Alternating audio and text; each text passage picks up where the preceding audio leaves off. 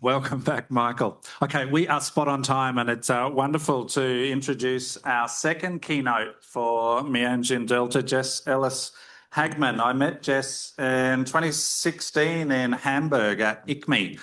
Jess did her PhD with Chris Rasmussen, who many of us have read his work or met Chris at various conferences. He's sort of the American calculus guru, or one of them anyway, and Jess did her PhD with Chris and has done many wonderful things since then. And then I ran into Jess at a conference in Norway in 2019, which was the second Matric Calculus Teaching and Learning Conference. And then the International Steering Committee, when we were talking about keynotes, thought Jess would be a wonderful keynote for Delta. So Jess has that calculus background, but then she also has a whole lot of study and research in equity and diversity. So we're delighted to have you here, Jess. You've acclimatised, you've been here for a little while, you've been to the beach and you've enjoyed Brisbane and very brightly dressed today. So please welcome Jess.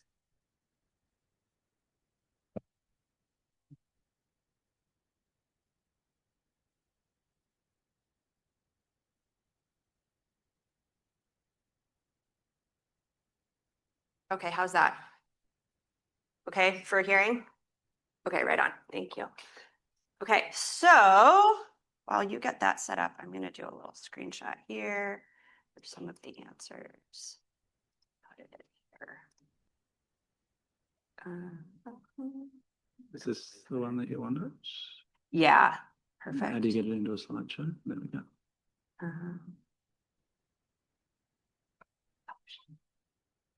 Okay, that should be right. Okay. Sorry, I'm trying to do a little. Hold on one moment. Ooh. Oh, because I have to do a slide. Oh. There we go. Okay. Okay, cool. So we'll come back to this slide in a little while. Okay, so thank you, Michael. Like he said, I am Jess Ellis Hagman. I'm visiting from Colorado State University, and the title of my talk today is Feeling Good About Doing Research on Students Feeling Good Doing Mathematics. We'll really only talk about the students feeling good doing maths, but I still kind of enjoy the title. Okay, so first I want to start with some gratitudes and acknowledgements. First, I'd like to share gratitude and acknowledgement to the Indigenous peoples of Australia, and specifically this region that we're near and on. So specifically the Turrbal and the Yugara people as custodians of the unceded sovereign land and waters that we are on and near today. I'd also like to share my gratitude and acknowledgement with the Indigenous peoples of the United States, specifically the Ute, Arapaho, Cheyenne, Shoshone, and Pueblo tribes that are the custodians of the land for which I live. This week is celebrated in the United States as Thanksgiving, but it's recognized as a time of mourning and grief for many Native peoples of the United States. I'd also like to share my gratitude, deep gratitude to the Steering Committee of Delta for inviting me and supporting me. Here's a keynote. It comes at a time in my career where being supported like this means a great deal, not just for my career, but also for my heart. And so thank you very much.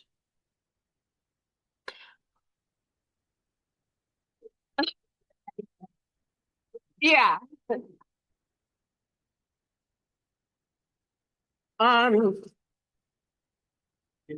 Thank you.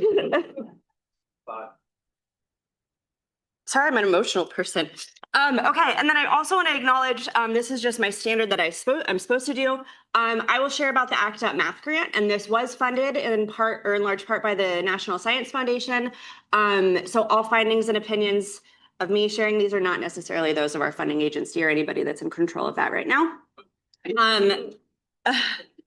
And I also want to share gratitude that it has been such a joy to work with my wholehearted and intentional group of researchers from the ACT Up Math Plus team that I'll share their pictures and names in a bit.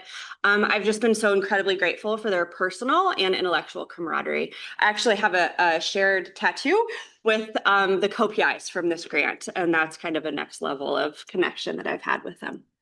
And then lastly, but certainly not least, I'm so grateful for my family, my husband and my two boys, they're 3 and 5, for allowing me to be here and supporting me to be here for 2 weeks. So I've had a wonderful time. So let's get on with it. So my plan for today, I want to share a bit of my obsession with calculus education for about 20 years and think about what has and has not changed in this time period. I'm going to share an approach for change that thinks about critical, thinking about systems, and then culture, and then values. And then lastly, I'll talk about mathematical rigor as a cultural value and how it relates to a culture of power in mathematics. Okay, so this is kind of my timeline that I've been thinking about this basically since I started university in 2002 up until now. So I started as a business major and I switched to mathematics after taking calculus because I just loved it so much. And when I think back to what I loved, it was really the procedures and like the ability to memorize and know something. I think it felt very satisfying to me as a little 18-year-old. I enjoyed that procedural piece, but then as a graduate student, I also taught it and felt like it was actually a bit more of a performance of teaching and learning on calculus, that I was going through the motions as the teacher of getting them to learn something, and they were going through the motions of learning it. That led me to understand that there was a whole research area called math education. And so I studied, like Michael said, at San Diego State with Chris Rasmussen. And I went there, I wrote this application paper about how I wanted to fix calculus. And somehow I got on a grant that was titled like Studying the Characteristics of Successful Programs in College Calculus, and have been able to really think deeply about calculus education ever since. In 2021, I really kind of shifted, well, before this, but this is when this paper came out, started really focusing on the differential impacts that calculus has on different identity groups, be that social identities or professional identities, including women, and called for centering equity within discussions of what calculus success means. In 2022 to 2025, I've had the great fortune of working on and helping to lead a grant called ACT UP Math, which I'll say more about, where we've been working with 3 university mathematics departments to center equity and student experiences to make critical transformations. That grant was illegally terminated in April of 2025. And so by great fortune, we had just finished collecting all of our data. And so we've been working hard to analyze our data, bring in other equity researchers whose grants have been canceled in the US to kind of expand our team. And that's helped us bring new orientations to the work, where we can no longer kind of take as granted that we all have a similar understanding of what equity means and a similar value for it. So it's helped us think a little bit more deeply, I think, about what we mean by these things. And then now in this semester, I'm kind of back to teaching calculus. I haven't taught calculus for a long while. I'm teaching a multivariable coordinated calculus class where the syllabus and the grading procedures and the exams and the homework, everything is dictated for me. And as much as I'm enjoying relearning the material, it feels, again, like a performance on teaching and learning, still very controlled by what engineers want, with AI adding new questions. And so I'm wondering here, like, why has so little changed? So despite many, more than 20 years of tremendous research from many different perspectives, what my students are experiencing in my calculus class, I believe, is common. So there's an emphasis on procedures and very high stakes testing. 85% of my students' grade comes from exams. Overstuffed content driven by some historical norms. This is how it needs to be. And then also engineering students' needs. Students in the class are there to fulfill their engineering needs, but they're not themselves expecting to learn any relevant material. This is based on conversations with them. So they know that they're not coming to my class to learn the material to go bring that to their engineering classes.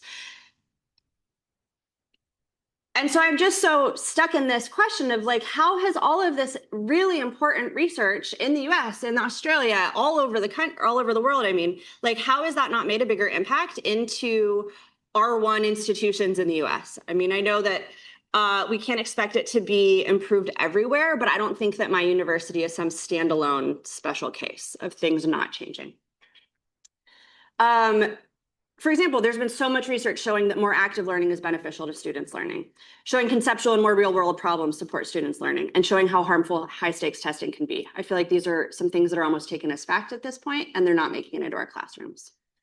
And so I want to bring a critical lens for us to use to look at these systems that are upholding these practices. To do that, or to bring this critical lens, I'm going to draw on the work of Rochelle Gutierrez. So she identifies two dimensions of equity. She talks about the dominant axis, and this is where we think about playing the game. So the dominant dimension works to improve equity within the existing system and structure without changing those systems and structure. So when we're thinking about this, we're often thinking about how do we improve access? And so how are students afforded different access to resources needed to support their learning, for example, is something that we could think about access, or thinking about how to improve achievement. And this is where we're really in this space of like, how are students achieving in comparison to one another? So that's this dominant axis of equity, important components to focus on for sure.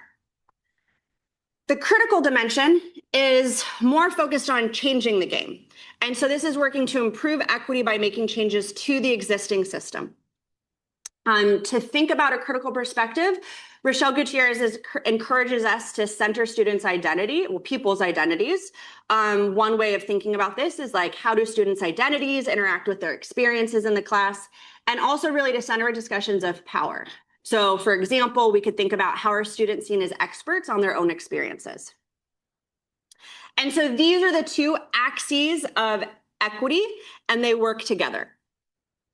And so when we're thinking about making changes to systems, Kimberly Crenshaw says people can only demand change in ways that reflect the logic of the institutions they're trying to change. Demands for change that don't reflect those dominant ideologies will probably be ineffective. So we need to have some understanding of these systems and institutions that we're trying to change in order to do anything of actually changing them. On the other hand, Danny Martin says efforts towards more equitable education systems are likely to fail if they're rooted in the goal of getting students to assimilate to dominant mathematics. And so making critical transformations means navigating these two spaces of understanding the system, but also really trying to change that system that we're working within. So here I'm thinking more of that about like, well, what are these dominant systems and how do we go about changing it? Changing a system is really big. Like, what even is a system? And so one way that I like to think about system is to think about culture and the underlying values that are upholding that culture. Satina's work gives us a term of epistemic culture, for which she defines as those amalgams of arrangements and mechanisms bonded through affinity, necessity, and historical coincidence, which in a given field make up how we know what we know. These arise when some sort of internally referential, right? We're like referring to ourselves or our own little like micro community, where this community is generating and codifying knowledge based largely on a set of epistemological values. This is from Reagan McNeil. And so Reagan puts forth this idea of mathematical epistemological values, which are the set of values that are upholding the mathematics epistemic culture, i.e. the mathematical values that govern how we know what we know. So when we think about system, I'm really narrowing this idea for now to thinking about the mathematics culture as the system, and then thinking about the mathematical epistemological values that are upholding that mathematical culture. So I was really delighted when I saw Clemency's work yesterday, and I see this. So yesterday she shared with us this purposeful reframing as these historical pathways to student engagement. So different ways that we can look across culture and time to see that things were done differently. We counted differently. We used different symbolism. We expressed our mathematical results differently. We perceived authority differently. We abstracted differently. So I really can understand these as pointing to a different epistemic culture, thinking about how we know what we know, that's based on different mathematical epistemological values. These things that are governing how we know what we know. And so I think it was such a great way of thinking back to like, this isn't the only version of a mathematics culture that we have. There are other versions of mathematics cultures that have other mathematical epistemological values. And so what we have now isn't the only way. And history gives us a really great lens for understanding that. So thank you very much, Clemency. Okay, so I'm going to turn now to talking a bit more about my team's research. And I'm drawing on our grant called Act Up Math. And this is my amazing team of collaborators, some of them that we've worked on. So this grant is called Achieving Critical Transformations in Undergraduate Programs of Mathematics. And the goal here was to support and study how mathematics departments use data about student experiences to inform and inspire critical transformations to introductory undergraduate math. So I'm going to go through these kind of quickly because I really want to be able to talk about rigor more. But just for some background here, when we talk about data, we had quantitative data in comparison to 20 other institutions across the US with 40,000 student responses. And then we encouraged the 3 math departments that we worked with to also collect qualitative data to understand more about their student experiences at that time. The quantitative data was from their institution, but it was a few years older.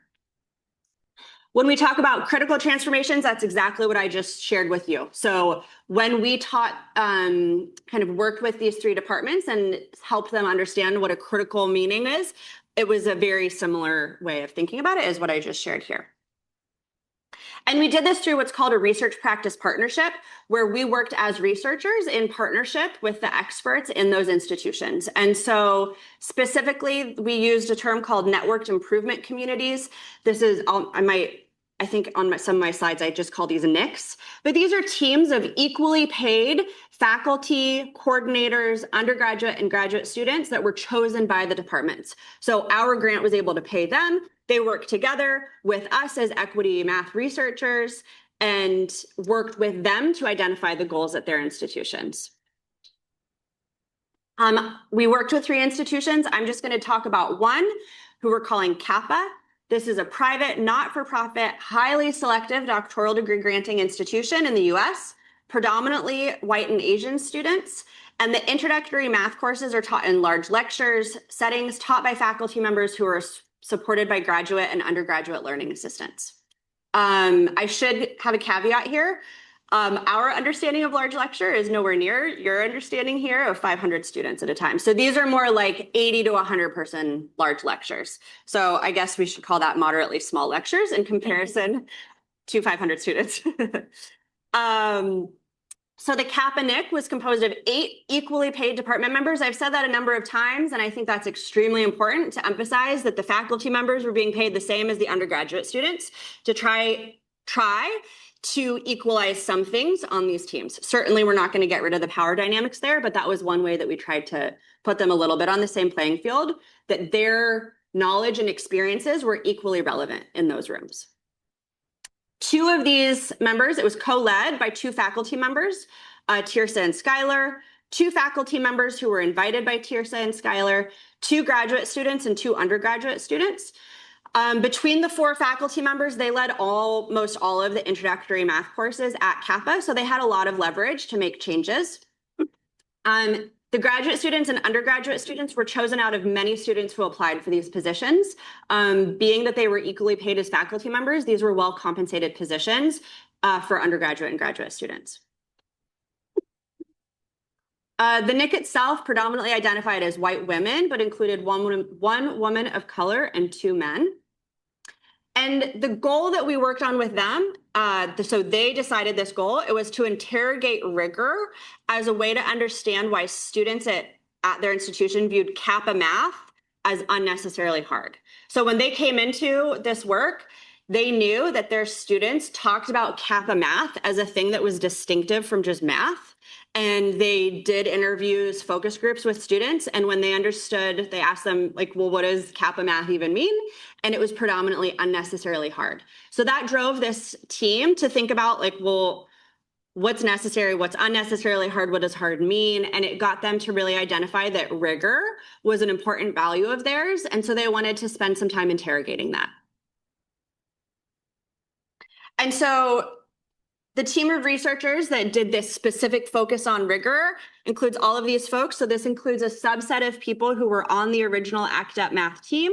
Also, we brought in Reagan McNeil, who was not a part of the original data collection team, but who's an expert in critical studies and was a mathematician, and brings a lot of lens of critical research. And so this is just, it's been a tremendous team to work with.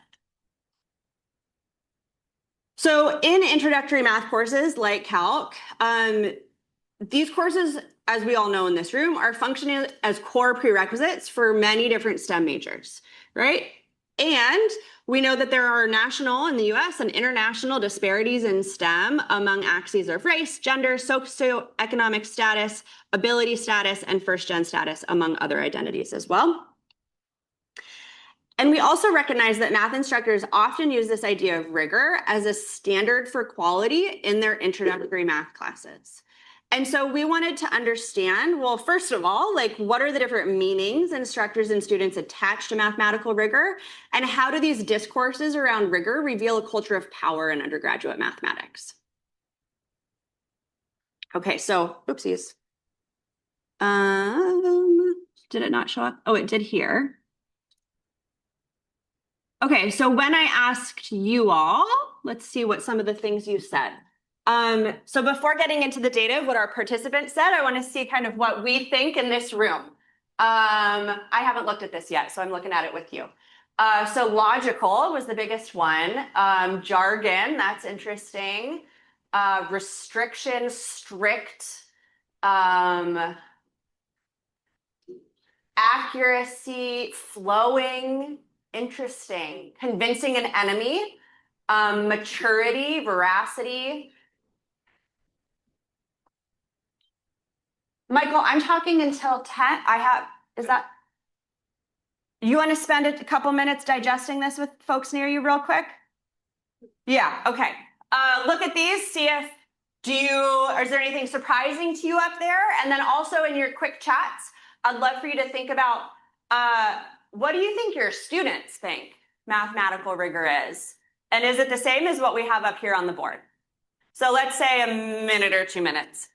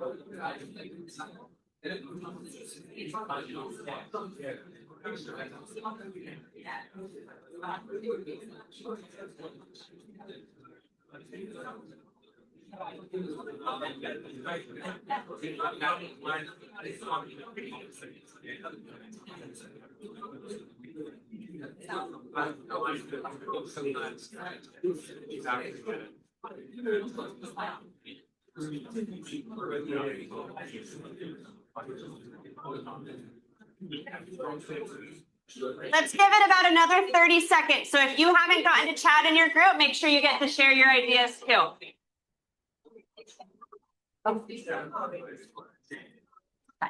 It's not.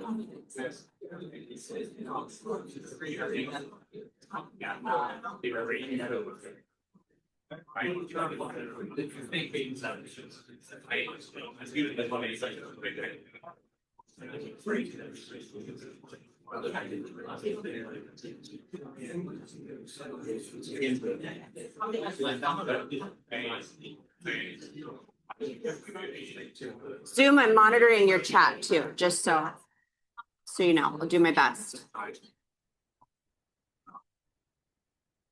right, we're gonna wrap it up.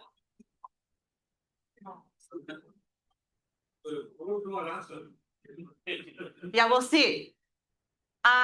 Is anyone really excited to share something that came up in their conversation, either a reaction that they have here or a different idea that they think students might have? Yes, please. My students, the rigor bit makes it a foreign language and impenetrable for them. So it's a barrier. Hieroglyphs. Say that again. Hieroglyphs. Hieroglyphs. Okay, so I'll say that up here, just so Zoom can hear too. That for your students, it's a foreign language, hieroglyphs. I heard the word impenetrable. Thank you. Other ideas? that folks want to get in the room that aren't necessarily captured up here on the slide? I think that my students would pick up rigor as getting the right answer. Interesting. Correctness. Cool. Okay. Oh, one more. Yes, please. Did you ask what it is or what it's not? Yeah, great. What is it not? It's not simple. Not superficial. Anyone else in their conversations think about what it's not to understand what it is? Yeah. I think that one question is what it is considered to be now, and another is what we would like it to be. Oh, interesting. Would like students to receive as being rigor. Can you say more? I feel like it's like mentioned the mathematics, for example. To me, that is rigor. So at some point, it is at the horizon, it is the aim, it is the goal, but it cannot be something to start with because we know that that is turning people away from us. Okay, thank you. And things like the result of historical collaborative process, right? It's not something that is given by someone by authority, it's evolved. Yeah, and so just for Zoom, idea that here that rigor has evolved as a cultural, I'm going to put this language in, this isn't what you said, but kind of as a cultural value. And that there's a place that we want to get with our students in relation to rigor. Let's do one last comment and then I'm going to take back over. Just a really quick one. It's a bit speculative. It's about the student's perspective. Maybe some students not really knowing what rigor means. Yeah. Might interpret it to mean what the teacher wants. And I think that very much relates to Julian's point here about correctness is something too. I mean, there's a place of like, we want, this is where I think that's what we just heard in your conversation too. Like, it's where we want students to get. Okay, thank you. Well, that was just super helpful.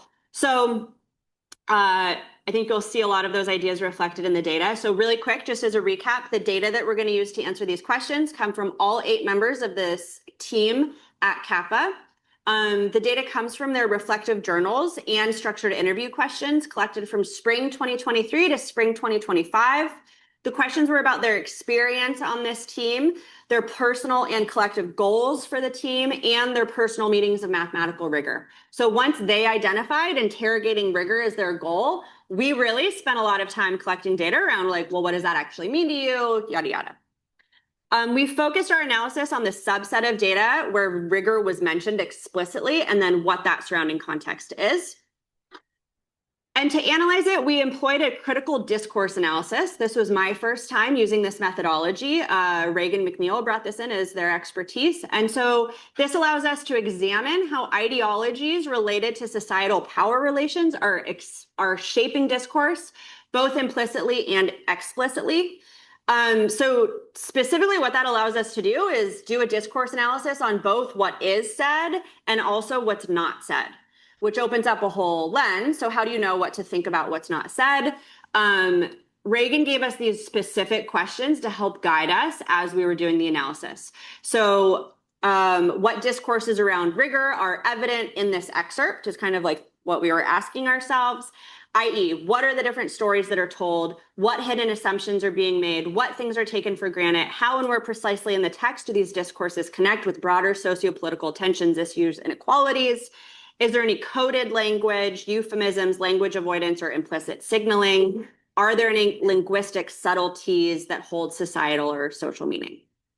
And then if operationalized, what could be the sociopolitical impact of these different discourses? So this was like helping us understand how to look at our data rather than just saying like what's here and what's not here.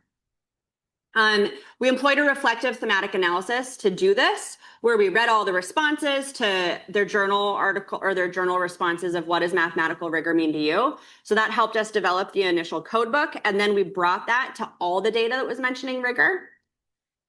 We coded each excerpt by 2 researchers, came to agreement, sometimes expanded the codebook in discussions with the whole team.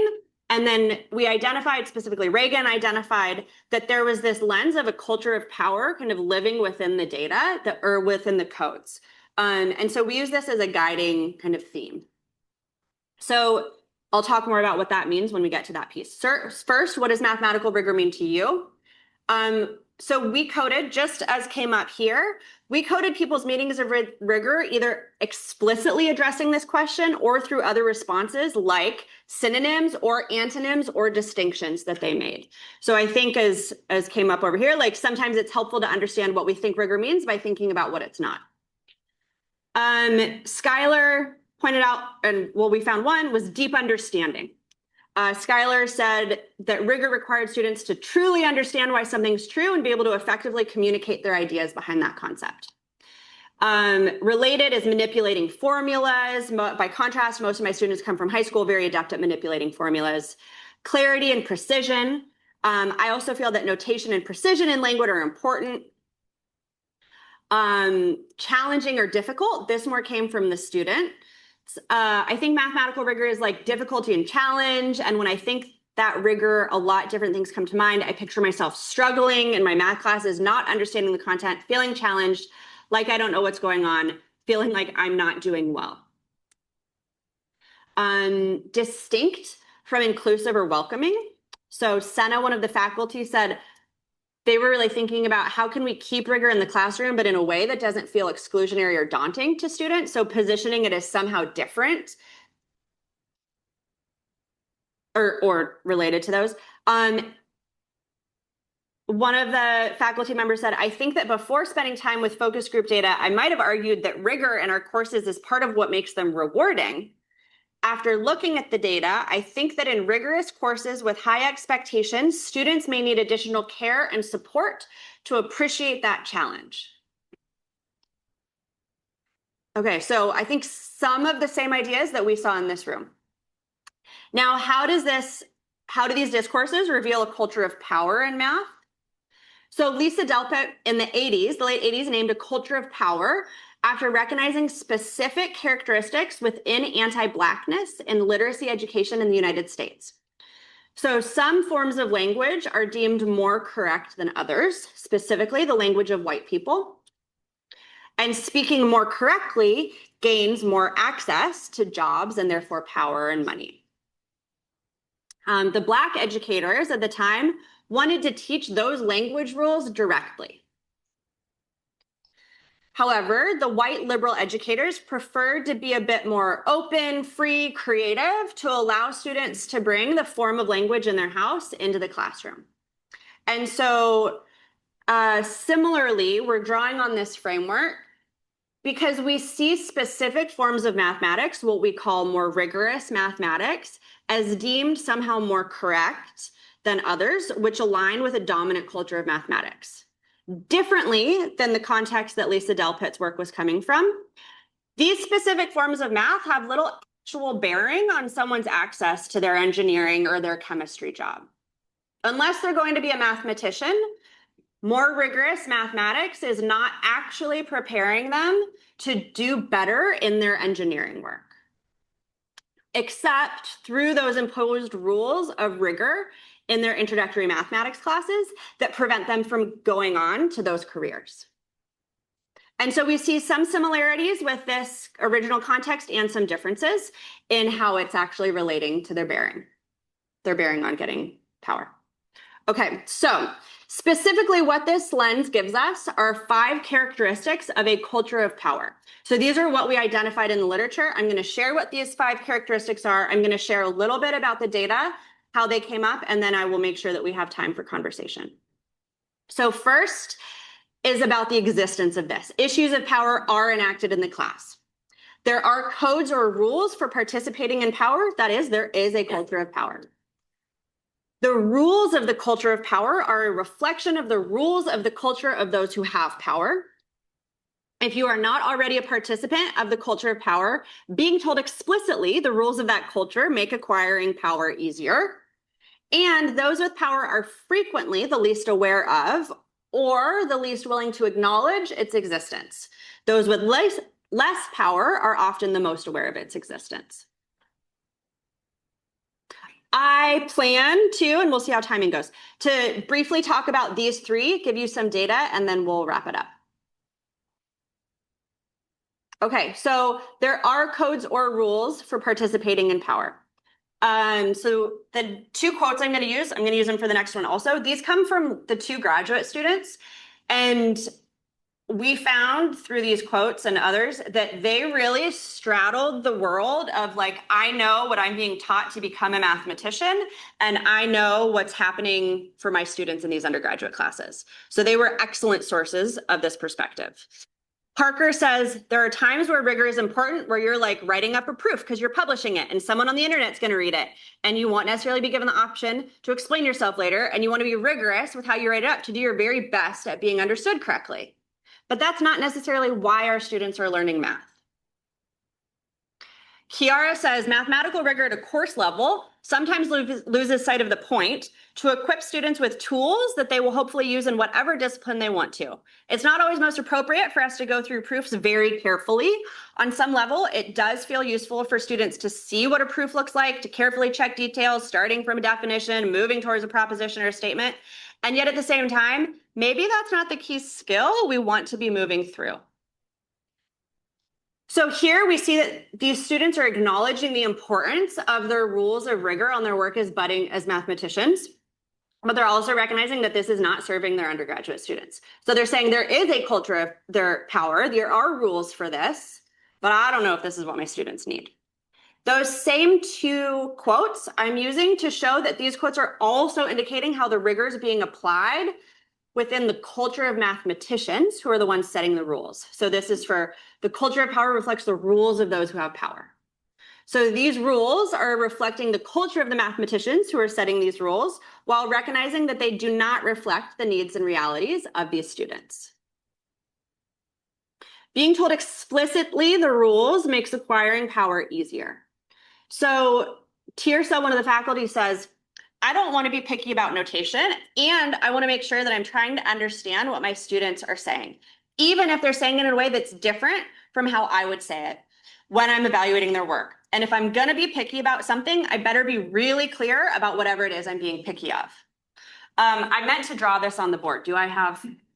Well, I'll just say as an example of this notation. So in conversations, we were specifically talking about like the limit definition of derivative. So you ask a student to give you the limit definition of the derivative. They say f prime of x equals the limit as h goes to 0 of f of x plus h minus f of x over x plus h minus x.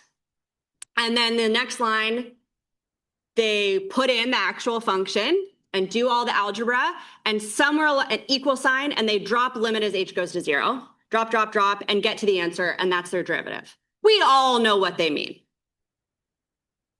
But it is not mathematically rigorous or true if you drop the limit as h goes to 0. So this is the kind of question that Tirsa here was talking about in notation.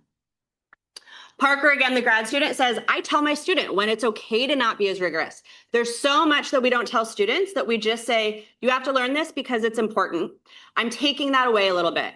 At times I'm like, this is correct. I would like you to use this notation, but I also understand if you don't.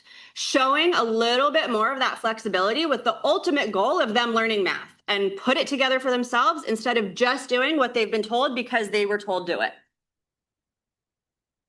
So these excerpts here are showing that some instructors are explicitly telling the rules around rigor, recognizing that explicit instruction helps students acquire rigor as a form of power in mathematics, while also decentering rigor as the only right way to do mathematics.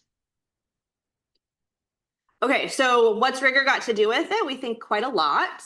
So while Kappa is special as an institution, they're not unique in that mathematical rigor is a tool of a culture of power in undergraduate mathematics and possibly part of the culture of exclusion that Nicole Louie has talked to us about, that persists even among educators that are committed to equity.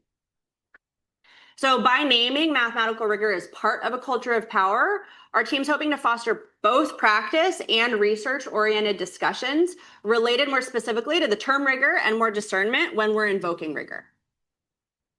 So in our own teaching too, we're hoping that we all start to question it, and when we believe it's needed, then just teach it directly. So we're not advocating for it to disappear, but just to be aware of when we need it and use that discernment and then be clear. Now, how do you all think rigor has to do with it? So yesterday, with this lens in mind, I was taking lots of notes. So these are some things that I heard in some of the talks yesterday that to me feel very related to rigor. Good versus bad maths. Proof can ruin the intuition or the mathematical yop. Make it explicit when you can, because it will help students see the forest through the trees. Nonsense proof, picture proof. Students need to experience math as it is practiced.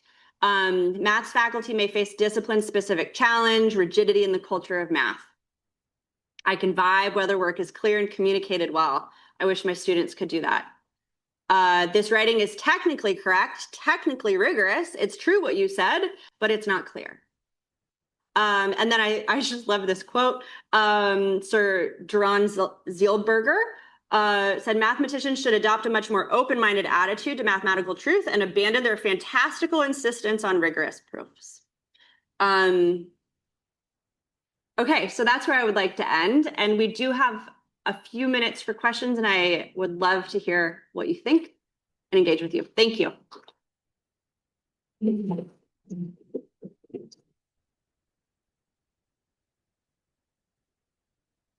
Yes, please. A million questions, right on. But in some sense. Yeah, hang on. And I'm gonna pull up chat. So my background is not English, but I have a daughter who went to school in Australia, and so she learned to read and write in English. And for a long while, what they were doing was writing stories with whatever they could write. Like they were drawing pictures initially, then they were spelling terribly for a long while, to the point that I couldn't actually figure out what she was writing about, but the teacher could. And they appreciated the stories. And this rigor debate sounds to me like we decided that we will only accept whatever is correctly spelled from the first time that children pick a pencil. And then we are surprised they don't want to write. Yeah. So I think that part of it is the culture and the culture of power in particular. But there is another question, I think, which is of the purpose, right? Like, why do we need rigor? When do we need it? And is it actually a good teaching tool for us when we don't yet need it? So it's a question of a trajectory of how to get there rather than, not being careful and insisting on correct spelling from day one. Yeah. And I would like you to comment on that.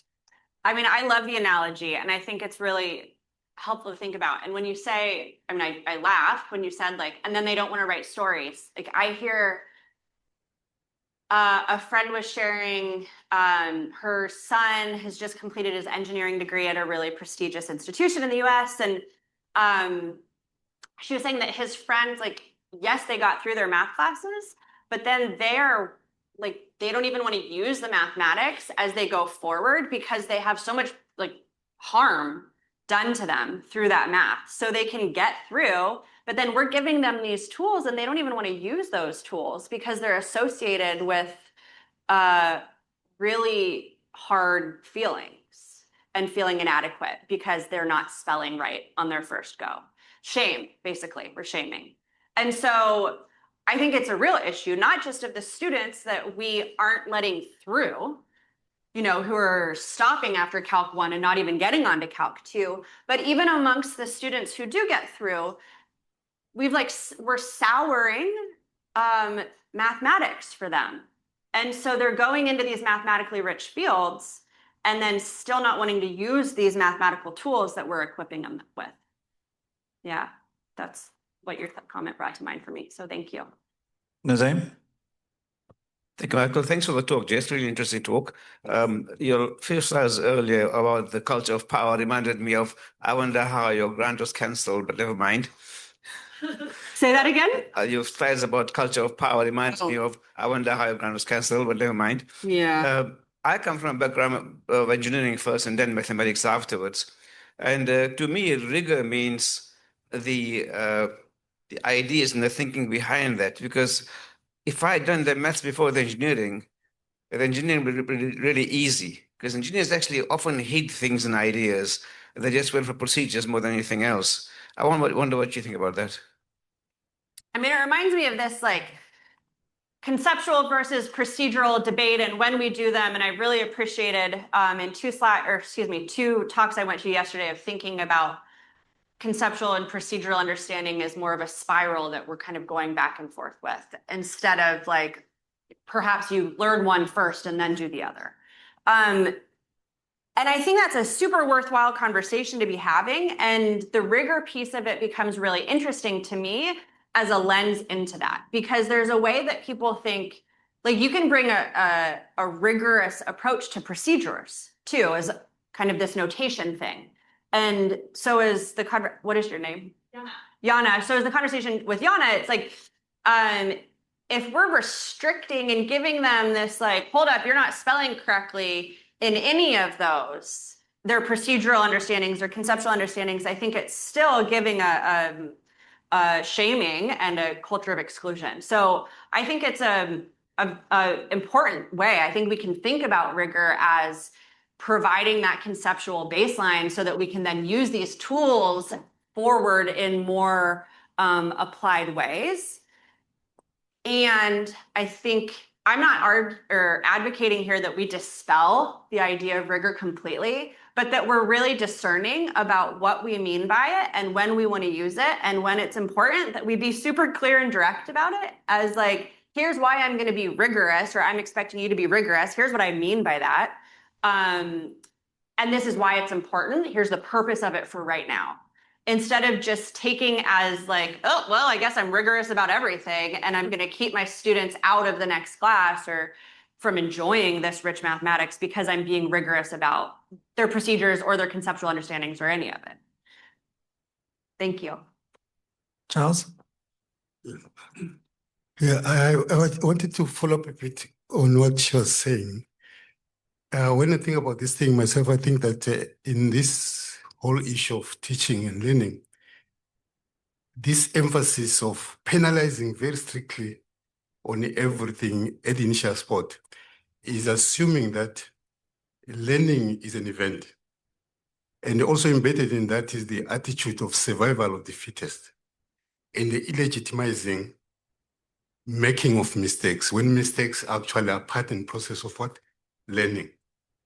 So I don't know, I'm thinking that we have to think along those lines, that how do we actually take this mix, which I'm talking about, to necessarily such a way that maybe we need a little bit of patience, a little bit of reducing the speed and then winning more than maybe frustrating and losing many in the process. Thank you. I just want to respond really quick. I think, so I'm pointing at rigor as one of the values, the mathematical epistemological values here in this culture. And what I kind of hear from you too is saying like, there's a lot of other values that are wrapped up in this that we need to question.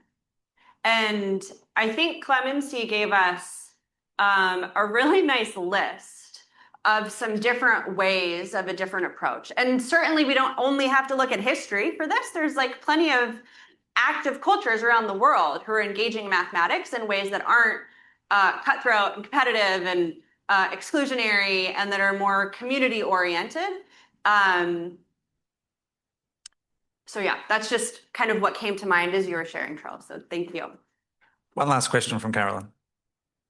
Thanks. That was a fabulous talk. Thank you very much.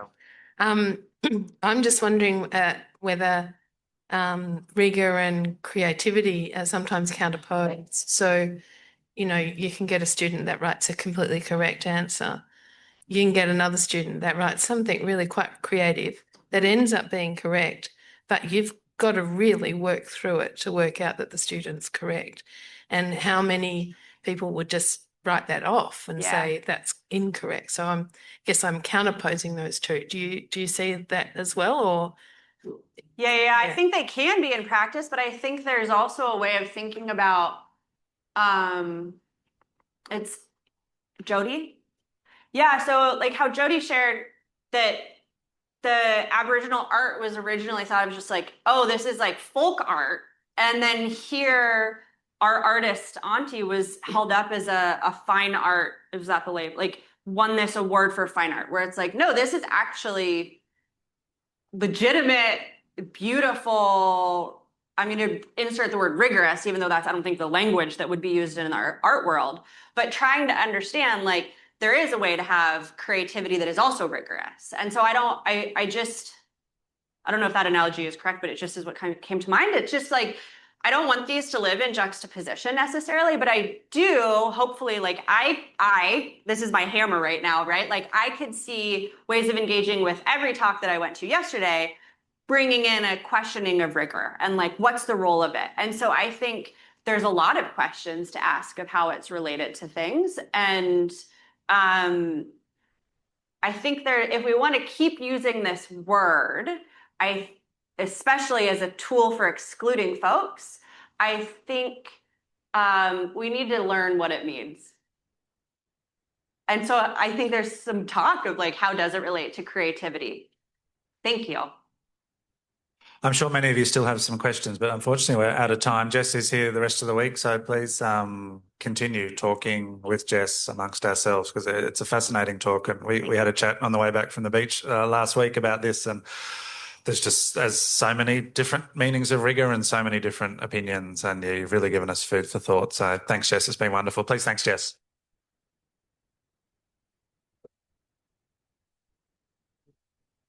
We're sticking with the American theme. We have two online talks for our